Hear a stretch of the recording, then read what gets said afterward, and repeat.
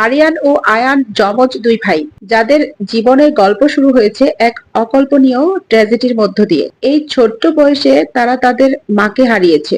এক মর্মান্তিক দুর্ঘটনায় তাদের মা জ্যোথি ম্যানহোলে পড়ে মারা যায়। সবাই ভেবেছিল এই দুই অবুঝ বাচ্চা কিভাবে তাদের শোক সামলাবে, কে তাদের দেখাশোনা করবে। মায়ের কথা ভুলতে না পারার বেদনা কি তাদের ছোট্ট মনকে গ্রাস করবে? কিন্তু ভাগ্যের চাকা ঘুরেছে অপ্রত্যাশিতভাবে। তাদের বাবা জুয়েল একজন অসাধারণ পিতা। শুধু বাবার ভূমিকাই পালন করেননি তিনি, তিনি মায়ের দায়িত্ব নিয়েছেন। তিনি তার দুই সন্তানের জন্য একটি নতুন জীবন গড়ে তুলেছেন। আমরা কিন্তু জানি যে জ্যোথি তার হাজবেন্ডের কাছ থেকে ডিভোর্স নিয়ে আলাদা থাকতো, কিন্তু ভাগ্যের চাকা এভাবে ঘুরে যাবে কে জানতো।